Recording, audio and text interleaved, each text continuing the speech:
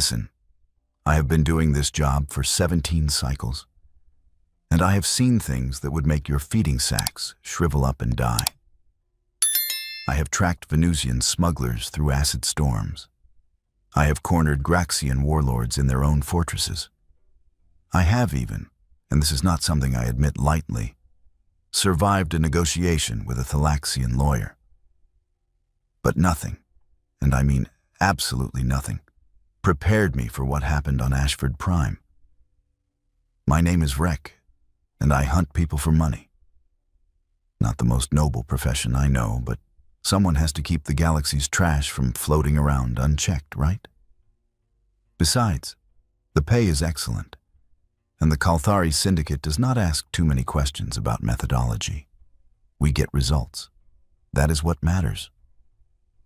So when the contract came through for one Eva, a human female who allegedly stole military-grade technology from a colonial outpost, I thought, great, easy money. Humans have this reputation, you see. Unpredictable, sure. Emotional, absolutely. Dangerous when cornered, I will give them that. But at the end of the day, they are still soft, squishy mammals who need oxygen and water and all sorts of inconvenient things to survive. How hard could it be? The contract was straightforward. Retrieve the stolen goods, bring her in alive if possible, dead if necessary. The Syndicate did not care which, as long as the technology came back. The payout was substantial, enough to retire on if I wanted to. Split 3 ways between me and my crew, it was still a fortune. My crew. Right. Let me tell you about them. First, there was Torque. Big guy, even by Graxian standards. His species evolved on a high-gravity world where everything wants to eat you. So naturally, they evolved into walking tanks covered in bony plates and bad attitudes. Torque was my muscle, my enforcer. The one who kicked down doors and asked questions, never. Because honestly, who was going to argue with him? He stood 3 meters tall, weighed roughly 400 kilos, and could punch through reinforced steel. Perfect for this line of work. Then there was Lena. She was Arkelian, which meant she had 6 fingers on each hand, and a brain that processed data faster than most ship computers. Tech specialist, hacker, the one who could crack any security system or trace any digital footprint. Small, slight, with those big amber eyes that never seemed to blink. Creepy, if I am being honest, but invaluable on a job like this. We picked up Eva's trail pretty quickly. Lena tracked her ship's ion signature across 4 systems, following the residual particles like breadcrumbs. The human was not even trying to hide, which should have been our first warning sign. But no, we were confident. Cocky, even. We had done this 100 times before. The trail led us to Ashford Prime, a backwater mining colony on the edge of civilized space. Population maybe 50,000, spread across a handful of settlements. The kind of place people go when they want to disappear or when they have warrants in more populated systems. Minimal security, no orbital defenses, just a few local enforcers who were probably more interested in their lunch breaks than actual law enforcement. Perfect place for a fugitive to lay low. Or so I thought. We landed our ship, the Talon's Edge, about 10 kilometers from the coordinates Lena had calculated. No point in announcing our arrival, right? Element of surprise and all that tactical nonsense. The landing zone was rough, mostly scrubland and red dust, with some scraggly vegetation that looked like it was barely clinging to life. The local star was a dim orange thing that cast everything in this perpetual sunset glow. Depressing, honestly. Torque lumbered down the loading ramp, his heavy footfalls making the whole ship shake. "So where is this human hiding?" he growled, his voice like rocks in a grinder. Lena consulted her handheld scanner, those amber eyes reflecting the screen's glow. 15 kilometers northeast. Single structure, isolated. Farmstead by the looks of it. A farmstead. The human was hiding out on a farm. I could not help but laugh. A farm? She stole military technology and ran to a farm? Humans are weird. Torque grunted, which was possibly the most insightful thing he had ever said. We took the rover, a battered six-wheeled transport that had seen better decades. The terrain was rough, all hills and gullies, with the occasional massive boulder thrown in for variety. As we got closer, I started actually seeing the farmstead through my scope. It was, disappointingly, exactly what you would expect. A two-story structure, wood and synthetic materials, painted white with blue trim. Very quaint, very human. There was a barn off to one side, painted red. Because apparently humans have this biological need to paint their agricultural buildings red. Some kind of cultural thing I have never understood. A few smaller outbuildings, what looked like solar collectors, a water reclamation tower, standard frontier setup. Looks empty, Torque observed, squinting at the property. He was right. No lights, no movement, no vehicles visible. The place had that abandoned feeling, like when you walk into a room right after someone has left it. The air practically hummed with absence. Maybe she saw us coming and ran, Lena suggested, though she did not sound convinced. I scanned the area with my thermal optics. Nothing. Not even the heat signature of a running refrigeration unit. Or maybe she's just inside, waiting. For what? Torque asked. For us, you idiot, I snapped, though I was starting to feel uneasy myself. What kind of question is that? We parked the rover behind a rocky outcrop about 200 meters from the main house. Basic tactical approach, nothing fancy. Torque would take the front, I would enter through the side.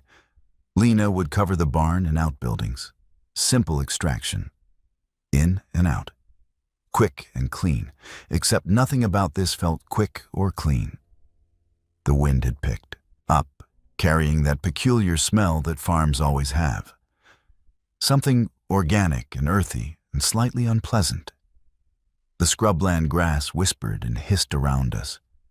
In the distance, I could hear some kind of local animal making a warbling cry. The place felt wrong, but I could not put my secondary lung on why. Torque moved toward the front entrance with all the subtlety of a meteor strike, his heavy boots crunching on the gravel path. Lena slipped toward the barn like a shadow, her scanner held up, sweeping for electronic signatures. I approached the side door, weapon drawn, safety off, every sense on high alert. The door was unlocked, just unlocked, hanging open actually, like an invitation. Yeah, that should have been warning sign number 2. I pushed it open wider with my boot, weapon raised, and stepped inside. The interior was, unsettlingly, completely normal. A kitchen to my left, clean counters, dishes in the drying rack. A living area ahead, couch, table, some kind of entertainment screen on the wall. Stairs leading up to what I assumed were sleeping quarters. Pictures on the walls, though I did not stop to examine them closely. And on the counter, I kid you not, there was a half-eaten piece of fruit. Fresh, still glistening with juice. Someone had been here minutes ago, maybe less. I touched my comm unit.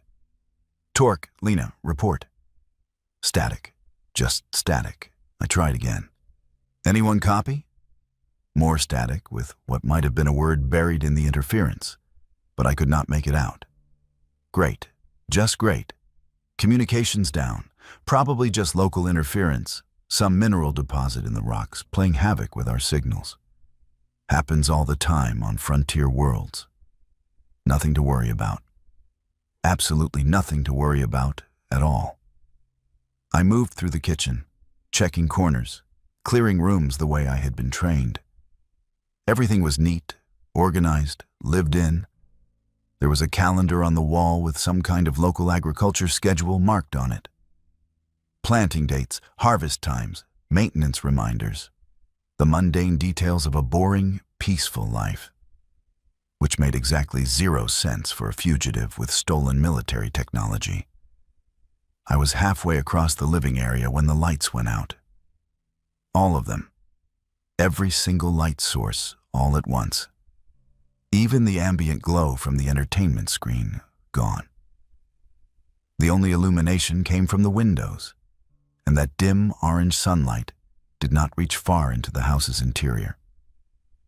I switched to thermal vision, my implants adjusting automatically. And that is when I noticed something that made my blood turn cold. The house was freezing, not naturally cold, but actively cooled. The walls, the floors, the ceiling, everything was the same low temperature, which meant my thermal vision was useless. I could not see heat signatures because there were no heat signatures. Everything was equalized. And then I heard it, a sound from upstairs.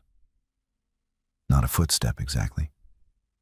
More like something being dragged across the floor. Slow, deliberate, heavy. "Hello?" I called out, hating how uncertain my voice sounded. "Eva? I know you are in here. We can do this the easy way or the hard way. Your choice." Silence. Then, from somewhere above me, a laugh. A human laugh, female, amused. "Oh, Vrek," a voice said, seeming to come from everywhere and nowhere at once. "I was wondering when you would show up. Do me a favor, would you? Look out the front window." My finger tightened on the trigger. "Who are you? How do you know my name?" "The window, Vrek. Front of the house." "Go on. I will wait." Every instinct screamed at me not to, but I needed to see what she was talking about. I moved to the front window, keeping my weapon up, my back to the wall. I looked outside. Torque was lying in the mud in front of the house, face down, not moving. His massive body was completely still. Too still. And standing in the doorway of the barn, barely visible in the dim light, was a figure. Human-shaped, female. Watching me. The voice came again, pleasant, conversational. "Your friend is still alive. For now. But your tech specialist? Well, she is in the kitchen behind you. You might want to check on her." I spun around, weapon raised, heart pounding. I had just been in the kitchen. It was empty. I was sure it was empty. I moved back through the doorway, into the kitchen space, scanning with my weapon light since thermal was useless. Lena was there, crumpled in the corner by the refrigeration unit, those big amber eyes staring at nothing. Her neck was bent at an angle that necks should not bend. Clean. Professional. Quick. I had walked right past her body when I entered.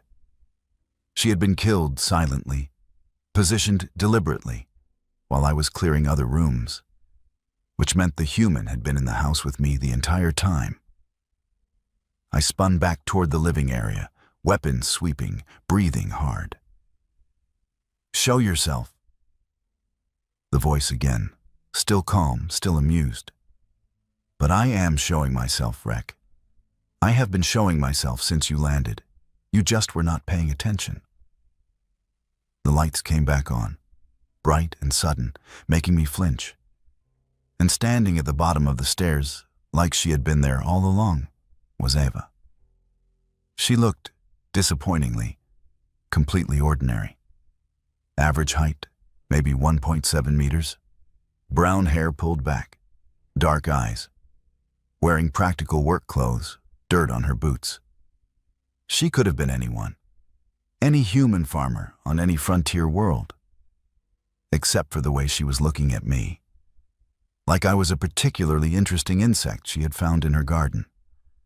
"Hello, Vrek," she said, smiling slightly. "Welcome to my home. I am afraid you were not invited, but I am willing to overlook that breach of etiquette. For now." I aimed my weapon at her center mass. "Do not move. You are under arrest for theft of military property and murder." She tilted her head, genuinely curious. "Am I? Under arrest, I mean. Because it seems to me like you are in my house, pointing a weapon at me after killing one of my chickens with your rover. Do you know how hard it is to raise chickens on this dust ball? Very hard, Rek. Very hard. I did not come here to discuss poultry." "No," she agreed, her smile fading. "You came here to kill me, or drag me back to whoever hired you. Probably that corrupt admiral trying to cover up his war crimes. Am I close?" I said nothing. She sighed. "Right. Well, here's how this is going to work. You are going to lower that weapon. Then you are going to sit down on that couch. And then we are going to have a conversation about exactly how badly you messed up today. Sound good?" "I will shoot you," I warned, though my hand was shaking now. Eva looked at me with something like pity. "Rek, your weapon has been disabled since you entered the house. Electromagnetic pulse, localized, triggered when you crossed the threshold. Your gun is a very expensive paperweight right now. Go ahead, try to fire it."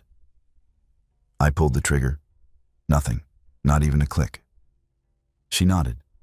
"See? Now, sit down. We have a lot to talk about, you and I. Starting with why you thought it was a good idea to hunt a human in our own home." I sat down. What else could I do? I sat on that couch, my useless weapon still gripped in trembling hands, and watched Eva move around her living room like she was preparing tea for a guest. Which, I suppose, in some twisted way, I was. "Comfortable?" she asked, settling into a chair across from me. Not too close, I noticed. Keeping distance. Professional. "You killed Lena," I said, my voice hoarse. "I did," Eva confirmed. No hesitation, no remorse. Quick, painless. She never saw it coming. That is more mercy than she would have given me, I think. "And Torque?" "Alive, tranquilized. Enough sedative to drop a cargo hauler. He will wake up with a headache and absolutely no memory of the last hour. Consider it a gift." She leaned back, studying me. "You want to know how I knew you were coming?" I nodded, unable to form words. "Your ship's signature pinged every commercial sensor within 3 systems. Lena was good, I will give her that. But she was tracking my ion trail using syndicate databases, which I have access to. Had access to. Past tense now, obviously." Eva smiled, thin and sharp. "I have been watching you since you left Helix Station 4 days ago." 4 days? We had been so careful, so tactical, so professional. "The contract was a setup," I managed to say. "Give the hunter a prize," Eva said, her tone mocking. "Yes, Rek, the contract was a setup. There is no stolen technology." "Well, there is, but it is mine. Biometric data, neural patterns, retinal scans, everything that proved I existed. I erased it, all of it. And someone, a certain admiral with a lot to hide, decided he wanted me erased too. Why? Because I know things, did things. Bad things, Rek. Very bad things. Black operations, wet work, the kind of assignments that do not exist in any official record. And when I decided I was done, when I wanted out, they decided I was a liability." She stood, walking to the window. "So I came here, built a life, grew vegetables, raised those stupid chickens you killed, tried to be normal." "You could have just told us," I protested. We could have walked away." Eva turned, and her expression made me shrink back into the couch. "Could you? Really? The Kalthari Syndicate just walks away from a contract because the target asks nicely? Try again." She was right. We would have completed the mission, one way or another. "So what now?" I asked. "You kill me too? Bury me next to Lena?" "Now," Eva said, walking back to stand in front of me. You listen. Really listen. Because I am about to give you the most valuable lesson of your entire life. I waited. Humans, she began, are not like other species. We did not evolve in a nice environment. Our planet tried to kill us constantly, every single day. Predators, diseases, weather, other humans. Everything wanted us dead. So we learned. We adapted. We became paranoid, suspicious, clever. We built weapons, traps, defenses. We turned our entire existence into preparation for the next threat. She gestured around the house. This place? It is not a farm. It is a fortress. Every wall has sensors. Every entrance has countermeasures. The barn has automated defenses that could stop an armored battalion. I knew you were coming before you knew you were coming. That is what humans do, Rek. We prepare. That is insane, I whispered. That is survival, Eva corrected. And here is the part you really need to understand. I am retired. I am one of the nice ones now. I grow food. I read books. I have not killed anyone in 3 years. She leaned down, her face centimeters from mine. There are millions of humans out there who are not retired, who are still active, still hunting, still waiting for people like you to make mistakes. Do you understand what I am telling you? I understood. Oh, I understood perfectly. You are going to let me go, I said, not quite believing it. I am, Eva confirmed, because you are going to deliver a message for me. Eva walked to a cabinet and pulled out a data chip, the kind with military-grade encryption. She tossed it to me. I caught it clumsily, my hands still shaking. Everything you need is on there, she said. Names, dates, transaction records, evidence of who hired the syndicate, why they wanted me dead, and what they did to cover it up. War crimes, Vrek. Civilian massacres blamed on insurgents, children, hospitals, the kind of things that start tribunals. I stared at the chip. Why are you giving this to me? Because you are going to take it back to the syndicate. They are going to use it. And they are going to collect a very substantial reward from the galactic courts for exposing a corrupt flag officer. She smiled. Consider it payment for your trouble, and motivation to spread the word about what happens when people hunt humans. Nobody will believe me, I said. They will believe the evidence. They will believe the payout. Whether they believe your story? She shrugged. That is your problem. Eva moved toward the door, gesturing for me to follow. I stood on unsteady legs, following her outside. The orange sun was lower now, casting long shadows across the property. Torque was still face down in the mud, breathing but unconscious. Help me with him, Eva said.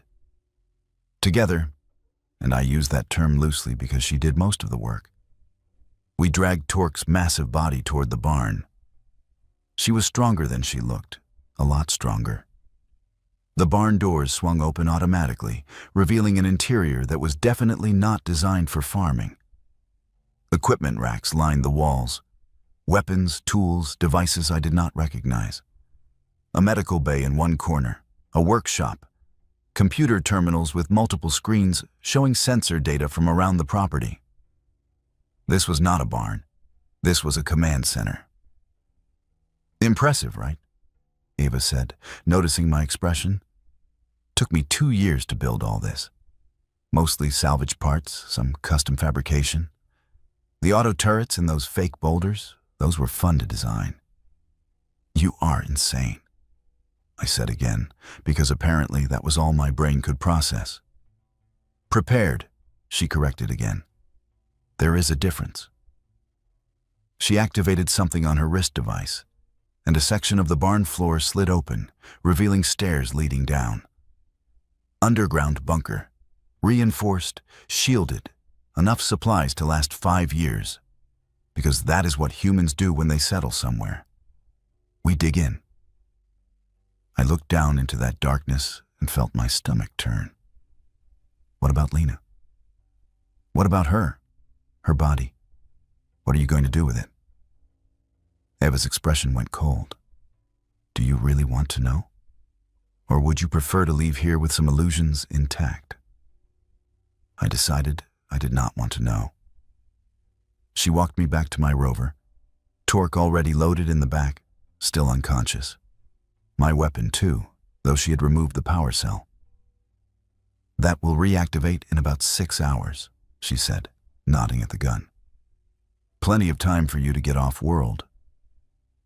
That is it? I asked. You just let me go? That is it. Eva confirmed. You take the chip. You deliver the message. You tell everyone what happened here. And maybe, just maybe, the next bounty hunter who gets a contract on a human living alone on a frontier world will think twice before accepting it. And if they don't? Eva's smile was colder than vacuum. Then they learn the same lesson you did, the hard way. She stepped back from the rover. One more thing, Rek. If anyone comes back here looking for evidence, looking for bodies, looking for me, they will find nothing, because I am very, very good at making things disappear, including myself. Understand? I understood. I started the rover, hands gripping the controls too tight. As I drove away, I looked back once.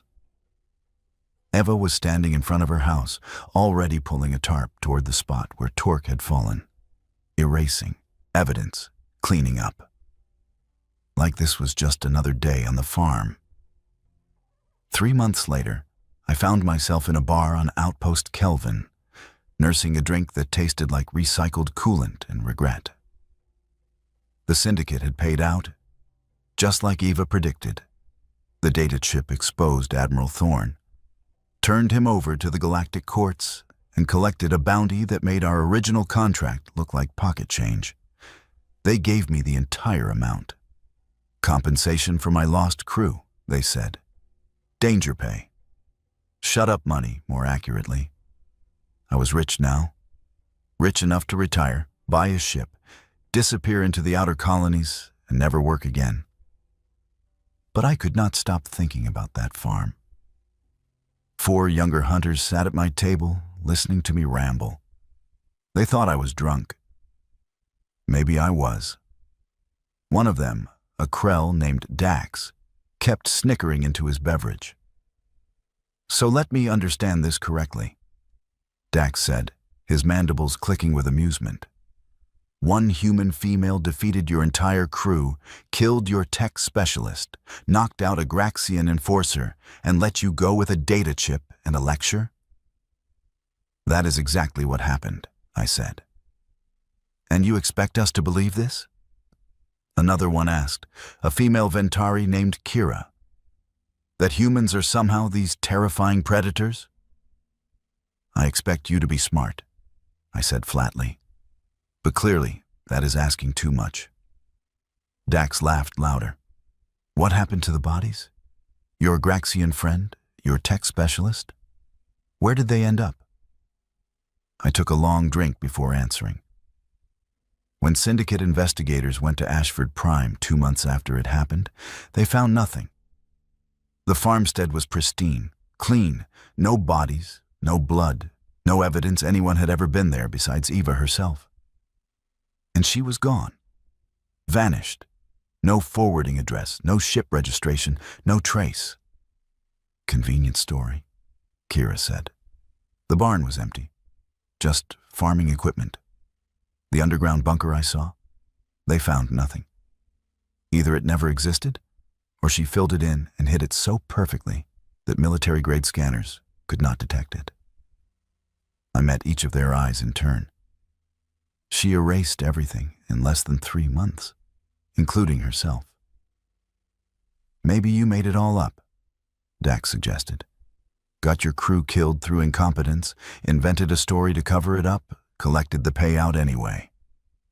I shrugged. Believe what you want. But I am telling you this as someone who has been hunting for 17 cycles. If you ever, and I mean ever, get a contract on a human, especially one living alone on a frontier world, walk away. Just walk away. Why? The youngest one asked, a Perleon named Tico who had been quiet until now. Because humans do not think like we do. They do not react like we do. When we get scared, we run or fight. When humans get scared, they plan. They prepare. They turn their homes into traps and wait for threats to come to them. That farmstead? That was her killing ground. She chose it. She built it. She knew every centimeter of it. We walked into her territory and thought we were the hunters. You are paranoid, Kira said, but she sounded less certain now. I am alive, I corrected. Lena is not. Torque disappeared 6 weeks ago, left the syndicate, did not tell anyone where he was going. Last I heard, he was seen boarding a transport heading for the galactic rim, as far from human space as possible. I finished my drink, stood up, dropped payment on the table. Take my advice or do not. I do not care anymore. But remember this. There are billions of humans scattered across hundreds of worlds. Most of them are peaceful, normal, boring. But some of them, the ones who choose isolation, the ones who build farms in the middle of nowhere. I paused at their table. Those are the ones who know exactly what they are. And they are waiting for idiots like us to give them a reason to remember. I left them there, walked out into the station's artificial twilight, and looked up at the viewport. Thousands of stars, millions of worlds, endless opportunities and dangers. Somewhere out there, Ava was probably planting crops again, building another fortress, preparing for the next threat. Because that is what humans do. They survive, they adapt, they prepare, and they never, ever forget. I have not taken another contract since Ashford Prime. I probably never will. The money will last me the rest of my life, however long that is. Sometimes, late at night, I wonder if Eva is still out there, watching, waiting. I wonder if she ever thinks about that day, about the 3 hunters who followed her home. Probably not. For her, we were just another problem solved, another threat eliminated, another day on the farm. For me, it was the day I learned the most important lesson in the hunting business. Some prey are not prey at all. Some prey are just predators who have chosen not to hunt, until you give them a reason.